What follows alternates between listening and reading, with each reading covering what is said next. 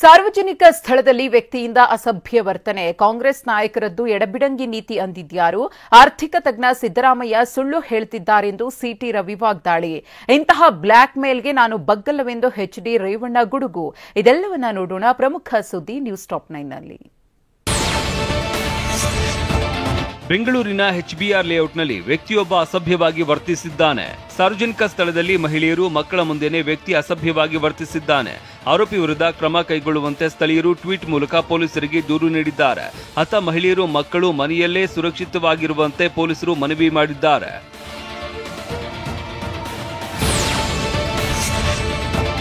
ಸಿದ್ದರಾಮಯ್ಯ ಅಯೋಧ್ಯೆಗೆ ಹೋಗ್ತೀನಿ ಅಂದಿರೋದು ಸಂತೋಷ ಅಂತ ಮಾಜಿ ಸಚಿವ ಸಿಟಿ ರವಿ ಹೇಳಿದ್ದಾರೆ. ಹುಬ್ಬಳ್ಳಿ ನಗರದಲ್ಲಿ ಮಾತನಾಡಿದ ಸಿಟಿ ರವಿ, ಸಬ್ಕೋ ಸಮ್ಮತಿ ದೇಗ್ ಭಗವಾನ್, ನಮ್ಮ ಪಕ್ಷದ ಪ್ರಣಾಳಿಕೆಯಲ್ಲಿ ನಾವು ಪ್ರಿಂಟ್ ಮಾಡಿಸಿದ್ವಿ. ಈಗ ಅಯೋಧ್ಯೆಯಲ್ಲಿ ರಾಮ ಮಂದಿರ ನಿರ್ಮಾಣ ಮಾಡ್ತೇವೆ ಅಂತ ಹೇಳಿದ್ವಿ. ಆದ್ರೆ ಕಾಂಗ್ರೆಸ್ನವರದ್ದು ಎಡಬಿಡಂಗಿ ನೀತಿ ಅಂತ ಸಿಟಿ ರವಿ ವಾಗ್ದಾಳಿ ನಡೆಸಿದ್ದಾರೆ. ಕಾಂಗ್ರೆಸ್ ಒಂಥರ ಎಡಬಿಡಂಗಿ ನೀತಿ. ಆ ಕಡೆ ಬಾಬರ್ನ ಬಿಡಂಗಿಲ್ಲ, ಈ ಕಡೆ ರಾಮನ್ನ ಹಿಡಿಯಂಗಿಲ್ಲ. ಬಾಬರ್ನ ಬಿಡದಲ್ಲೇ ರಾಮ ಸಿಗಲ್ಲ. ಅವ್ರು ಬಾಬರ್ನ ಬಿಡಕ್ಕೆ ತಯಾರಿಲ್ಲ. ಕರ್ನಾಟಕ ರಾಜ್ಯಕ್ಕೆ ಮೋದಿ ಸರ್ಕಾರ ಬರೋಬ್ಬರಿ 2,80,130 ಕೋಟಿ ರೂಪಾಯಿ ಹಣ ನೀಡಿದೆ ಅಂತ ಸಿಟಿ ರವಿ ಹೇಳಿದ್ದಾರೆ. ಆದರೆ ಯುಪಿಎ ಸರ್ಕಾರ 10 ವರ್ಷದಲ್ಲಿ ರಾಜ್ಯಕ್ಕೆ ಕೊಟ್ಟಿದ್ದು ಬರೀ 81,795 ಕೋಟಿ ಹಣ. ಶೇಕಡ 242ರಷ್ಟು ಹೆಚ್ಚು ಅನುದಾನ ಮೋದಿ ಸರ್ಕಾರ ಕೊಟ್ಟಿದೆ. ಆರ್ಥಿಕ ತಜ್ಞ ಸಿದ್ದರಾಮಯ್ಯ ಎಲ್ಲ ಗೊತ್ತಿದ್ದು ಸುಳ್ಳು ಹೇಳ್ತಾ ಇದ್ದಾರೆ ಅಂತ ಹುಬ್ಬಳ್ಳಿ ನಗರದಲ್ಲಿ ಸಿಟಿ ರವಿ ವಾಗ್ದಾಳಿ ನಡೆಸಿದ್ದಾರೆ. ಮಕ್ಕಳಿಗೂ ಗೊತ್ತಾಗುತ್ತೆ ಯಾರು ಜಾಸ್ತಿ ಕೊಟ್ಟಿದ್ದಾರೆ ಅಂತ.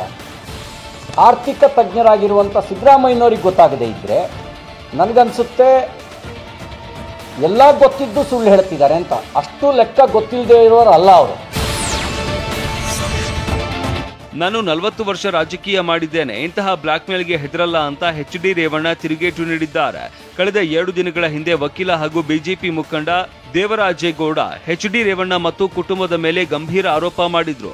ಬೇರೆಯವರನ್ನ ಬ್ಲಾಕ್ ಮೇಲ್ ಮಾಡಿ ಯಶಸ್ವಿ ಆಗಿರಬಹುದು, ಅಂತದ್ದೆಲ್ಲ ನನ್ನ ಬಳಿ ಆಗಲ್ಲ ಅಂತ ದೇವರಾಜೇಗೌಡ ವಿರುದ್ಧ ರೇವಣ್ಣ ಕಿಡಿಕಾರಿದ್ರು.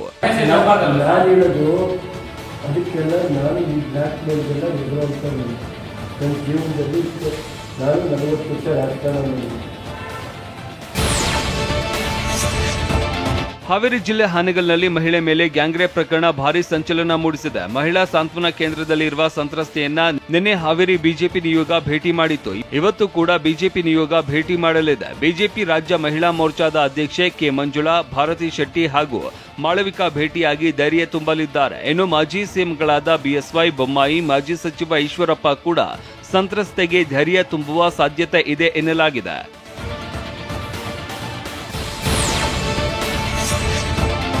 ನಾಳೆಯಿಂದ ಸ್ವಿಟ್ಜರ್ಲೆಂಡ್ನ ದಾವೋಸ್ನಲ್ಲಿ ವಿಶ್ವ ಆರ್ಥಿಕ ಶೃಂಗಸಭೆ ಆರಂಭಗೊಳ್ಳಲಿದೆ. ಈ ಶೃಂಗಸಭೆಯಲ್ಲಿ ಕೈಗಾರಿಕಾ ಸಚಿವ ಎಂಬಿ ಪಾಟೀಲ್ ನೇತೃತ್ವದಲ್ಲಿ ರಾಜ್ಯದ ನಿಯೋಗ ಭಾಗಿಯಾಗಲಿದೆ. ಅದಕ್ಕಾಗಿ ದಾವೋಸ್ ಶೃಂಗಸಭೆಗೆ ರಾಜ್ಯದ ನಿಯೋಗ ಪ್ರಯಾಣ ಬೆಳೆಸಿತ್ತು. ನಾವೀನ್ಯತೆ ಭವಿಷ್ಯ ರೂಪಿಸುತ್ತದೆ ಎಂಬ ಧ್ಯೇಯ ವಾಕ್ಯದೊಂದಿಗೆ ನಿಯೋಗ ತೆರಳಲಿದೆ. ಸಚಿವ ಎಂಬಿ ಪಾಟೀಲ್ ಜೊತೆಗೆ ವಿವಿಧ ಅಧಿಕಾರಿಗಳು ಕೂಡ ತೆರಳಿದ್ರು.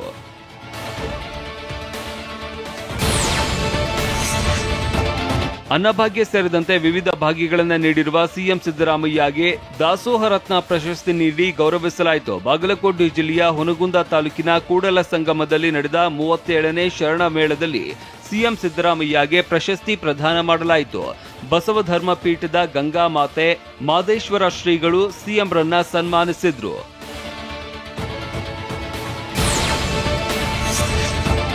ಶಿವಮೊಗ್ಗ ಜಿಲ್ಲೆ ತೀರ್ಥಹಳ್ಳಿಯ ಶ್ರೀ ರಾಮೇಶ್ವರ ಸನ್ನಿಧಿಯಲ್ಲಿ ಸಂಭ್ರಮದ ತೆಪ್ಪೋತ್ಸವ ನಡೆಯಿತು.